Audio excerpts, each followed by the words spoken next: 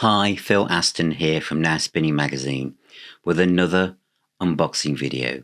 And this time I'm going to be looking at the Queen 1, the first Queen album, the Super Deluxe edition of this album.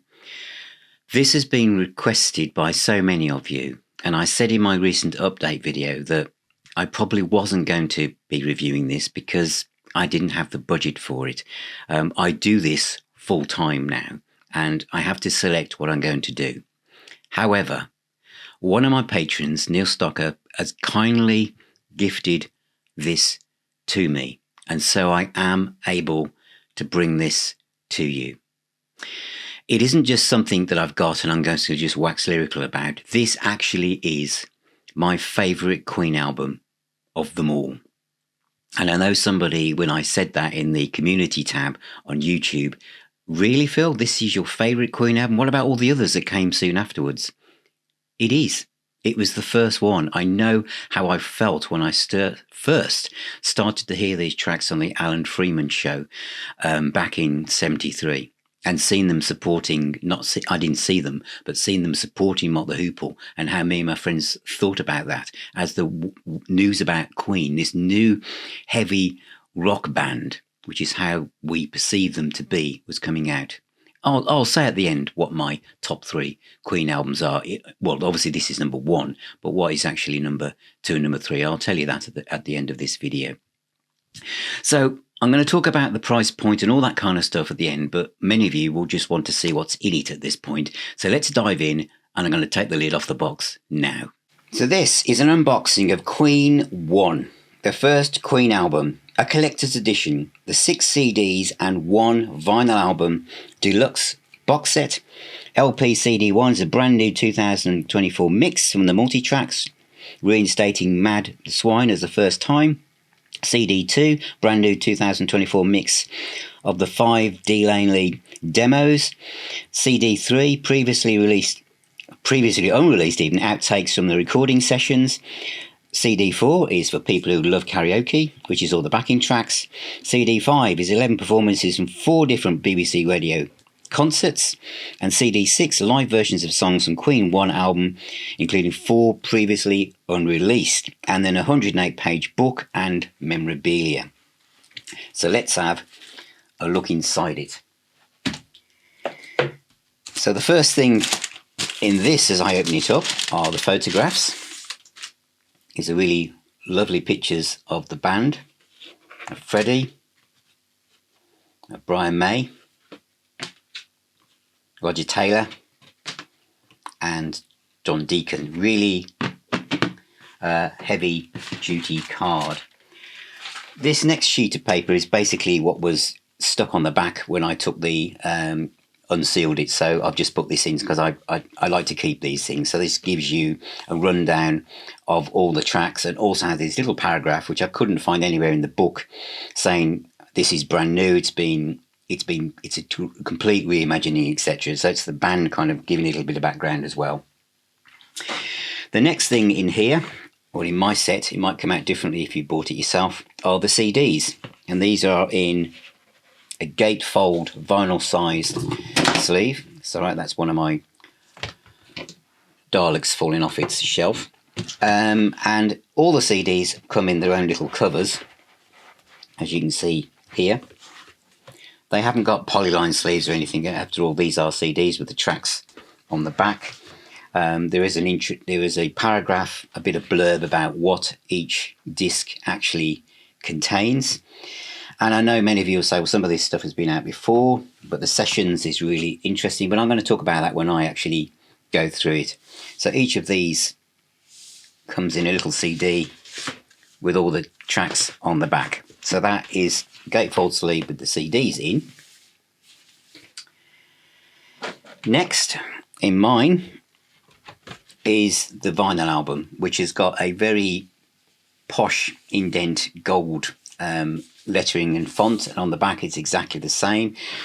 It's in a poly-lined sleeve, which really looks after the pressing. As you know, that's one of Now Spinning Magazine's campaigns. And it also comes with the inner sleeve as it would have been. So you haven't got to use that, but all the lyrics, etc., are on the back of that as well. And also Mad the Swine has been included in the lyrics.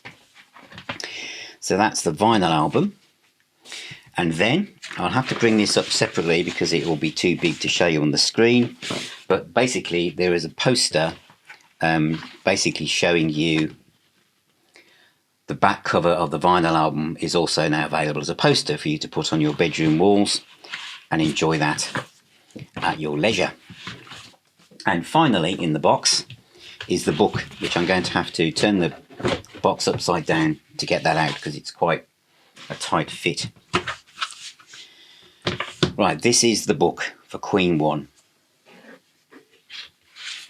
So it's lovely paper stock. Those of you who bought these kind of Tangerine Dream, Van de Graaff Generator kind of box sets, it's that kind of feel.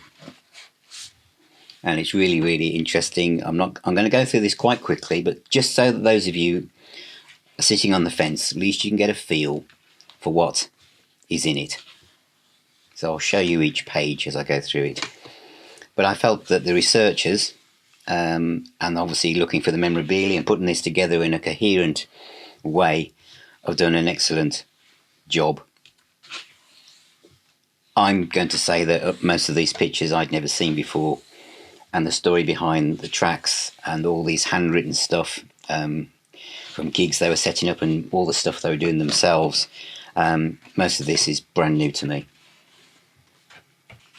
So this is fascinating, and if you are a Queen fan, I think this is going to be, you're going to really want it, aren't you? And I know a lot of people are saying it's very expensive, and it is, and I'm so lucky it's been gifted to me.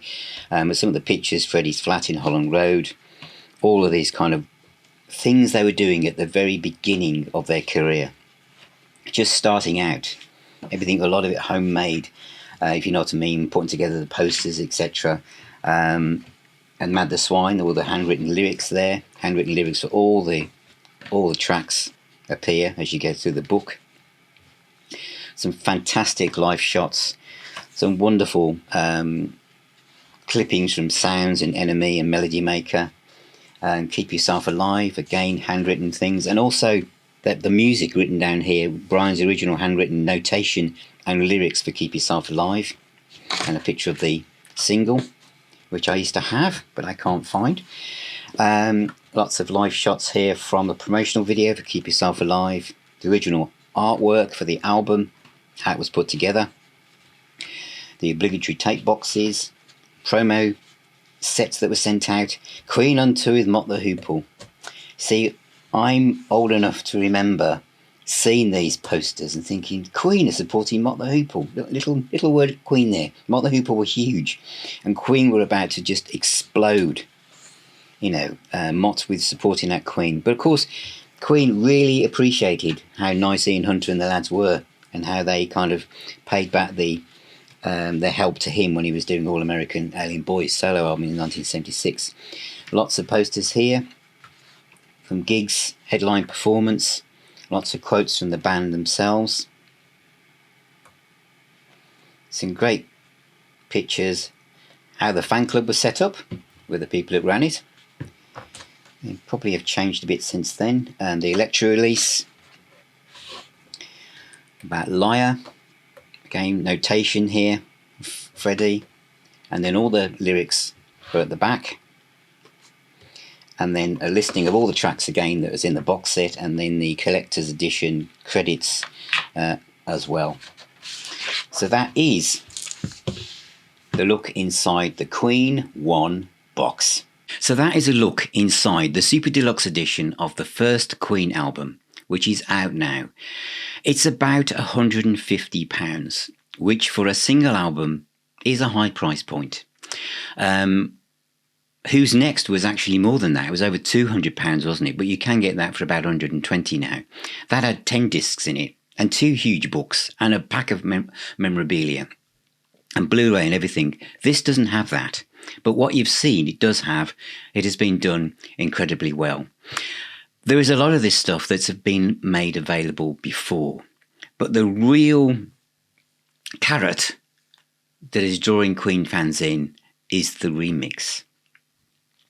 which has got this controversial aspect to it because of the news that came out that Freddie Mercury's voice has been tweaked using AI in some way. And a lot of you have said, oh, it's grateful apart from the fact they've done that to Freddie's voice. I just want to say at this point, and you can let me know in the comments, those of you who are saying that, have you heard it? Or are you just going on the outrage that is across the internet about this remix, saying they've done something to Freddie Mercury's voice? When I think of quantizing or that kind of thing, or using technology to change voices, I think the most obvious one is obviously Cher and I Believe in Life After Love. That kind of really artificial sound. So those of you who are thinking something has been done here sacrilegiously to Freddie Mercury, one of the finest vocalists and performers of all time. I'm sorry, I didn't notice it. What have I got that could hold on a second? I'm so well prepared that I haven't got one of my props with me. Bear with.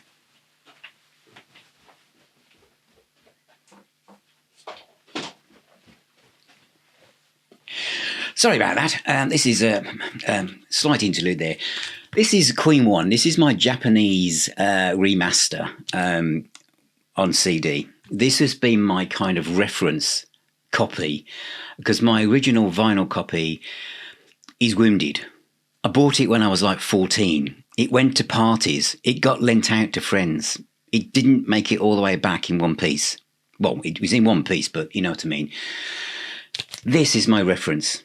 And this, although this box arrived and I couldn't wait to play it, I played this first to immerse my ears in what was before I went into what is. So that was my reference point. And then opening the box and going to the gatefold section with the CDs in, I went straight. I didn't play the vinyl first, okay, because I just played a CD. I'll talk briefly about the vinyl at the end. I played the remaster. It's absolutely incredible. I mean, look at some of the reviews on Amazon. And a lot of people in the Now Spinning Magazine music group on Facebook have also said the same thing. And a lot of people, bear in mind, you don't have to get this. There is a single CD and a 2 CD version, okay? You will be blown away by this. Seriously. The drums and the guitars, it's immense. It's so broad in its scope. I mean, Liar, the drums, I understand now. When you look at the book and you can see that the band were, they were doing their best, weren't they? They're just being signed, they're young kids but they're very meticulous. Very meticulous, they're perfectionists.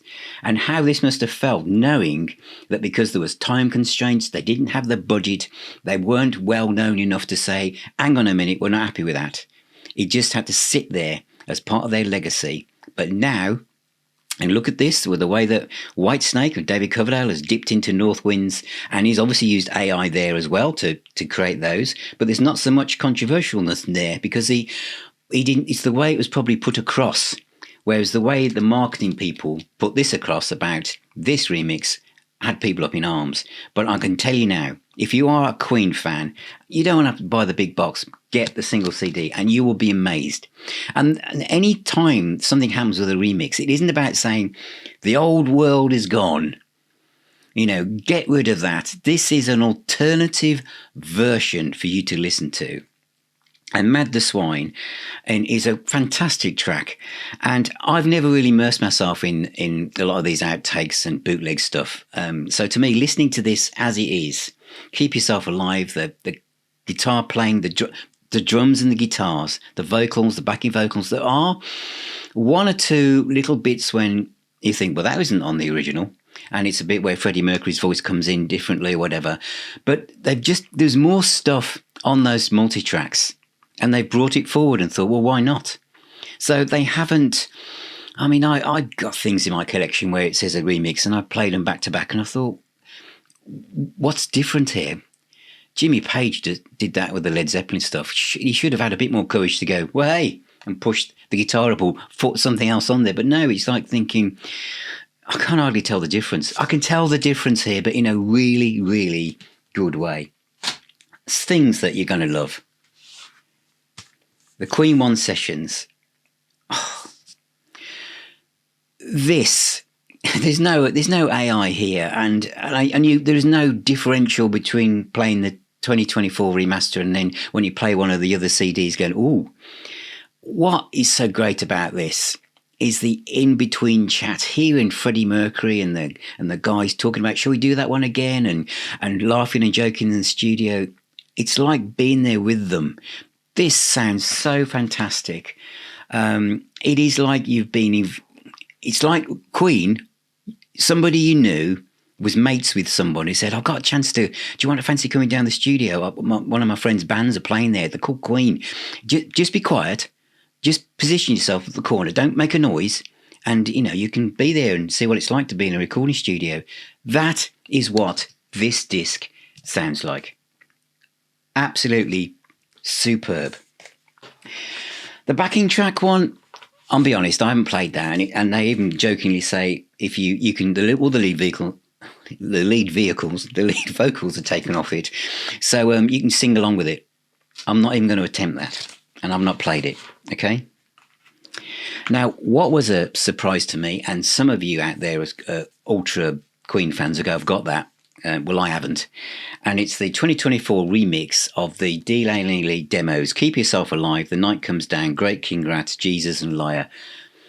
And this is the rawness of them putting things down before they actually went in to record them properly. Mind-blowing. Mind-blowing. I always thought Great King Rat, and actually, where's the other one? Which isn't on here, but I've got to mention it. Son and Daughter. Son and Daughter, they sound like Sabbath on that to me. I always thought Son and Daughter sounded like Tony Iommi. I mean, you can say that Tony Iommi and Brian May are great friends, but there's something very metal, Sabbathy about early Queen. And it's one of the reasons why I love this album.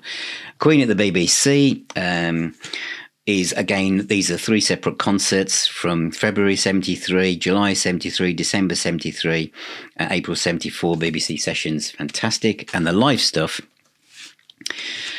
this might be a sign of things to come, perhaps. This is live at the Rainbow, March 74 and March 76 in San Diego. I don't know whether this stuff is available already. And also live at Imperial College, 1970. That's a bit rough around the edges, but it's great to hear the band literally 3 years before their first album came out. So yes, this set is expensive, and it's been gifted to me. I'm really, really grateful, to Neal, who's helped me do this and review this and show it to you. If you are a Queen fan, I don't think when I'm saying this is expensive, if a Super Deluxe edition of Deep Purple in Rock came out and it was this price, I'd just buy it. I'd just find the money for it because the band is that important to me. And if you are a Queen fan, you've already got this, haven't you? And it'd be very interesting to know what you think. And so many people within the Facebook group have got variations of this and are blown away by the actual remix. And that is the key driver in this. The book is fantastic. Obviously, you saw that, and it's really been well done. But it's like hearing this album with all the blankets taken off the speakers. The remix is incredible, and it's so coherent. The track list is such a great, great, great album. So I did say, didn't I, at the beginning, that I'd tell you what my second and third favourite Queen albums are. And as I say this, it's probably then more obvious why this one is still my favourite. Because in second place will be Sheer Heart Attack, and in third place will be Queen 2. So I've set up camp. Whenever I think of Queen, I've set up camp in this period of the history from literally 73 through to 74. That to me is where they were like this heavy rock band with these incredible vocals, with incredible songwriting skills. And of course, they went off in so many different directions. But this to me is fantastic. So I'm not retiring my old version. That isn't going to happen. And finally, just as I sum up, the vinyl version, my vinyl version is still recovering from the parties it went to in the 70s. But this one, with its polyline sleeve, is immaculate. And yes, that the track that they've now reinstated belongs there. It's just brilliant. Liar is, yeah. What's my favourite Queen track then off this album? Liar, isn't it? It's such an epic track, isn't it? Everything about it. Anyway, that's out now. It's a limited edition. But those of you who have been warned off by thinking something has happened to Freddie Mercury's voice, I could not tell any difference that Freddie Mercury still sounds like one of the best vocalists ever. On this, there is nothing artificial sounding to me. It just sounds huge. It just sounds like it was recorded in 2024 and it's just being released, and that's how it feels. And I'm absolutely over the moon to be able to talk about this album and the fact that this exists in this format. So thank you for watching. Thank you for being here. Remember, music is the healer and the doctor. Let me know what you think in the comments. And buy a t-shirt if you can. Support Now Spinning Magazine by becoming a patron. You'll get access to our private WhatsApp group, our private Facebook group. You'll get discounts on merch as well. And there's lots of new things coming up. So thank you so much, all of you, for being here with me and supporting me. Remember, keep spinning those discs, and I'll talk to you all very, very soon.